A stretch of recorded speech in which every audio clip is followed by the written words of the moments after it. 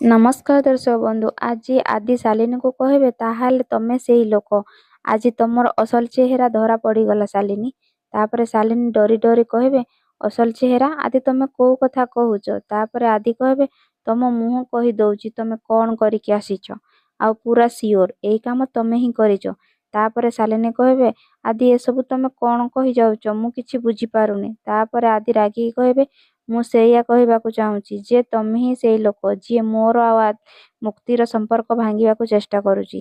ତମେ ସେଇ ଲୋକ ଯିଏ ଲୋକ ଲଗାଇ ମୁକ୍ତିକୁ ମାରିବାକୁ ଚେଷ୍ଟା କରୁଛି। ଏସବୁ କହିଲା ପରେ ଶାଲିନୀ ରାଗିଯିବେ ଆଉ କହିବେ ଏସବୁ ଫାଲତୁ କଥା କଣ କହି ଶୁଣି ଯାଉଛ? ମୋର ଏସବୁ ଶୁଣିବାର ଇଣ୍ଟରେଷ୍ଟ ନାହିଁ। ଏମିତି କହି ଚାଲି ଯାଉଥିବା ସମୟରେ ଆଦି ହାତ ଦେଇକି ଅଟକାଇ ଦେବେ। ତାପରେ ଆଦି କହିବେ ଶୁଣିବାକୁ ପଡ଼ିବ ତମକୁ। ତାପରେ ଶାଲିନୀ କହିବେ ଆଦି ତମ କଥାର ଯଦି ଟିକେ ମୂଲ୍ୟ ଥାନ୍ତା ତାହେଲେ ମୁଁ ଶୁଣିଥାନ୍ତି। ଏତିକି ବେଳେ ଆଦି କହିବେ ଜଷ୍ଟ ସଟଅପ୍, ତମେ ମୁକ୍ତି ପଛରେ କାହିଁକି ପଡ଼ିଛ?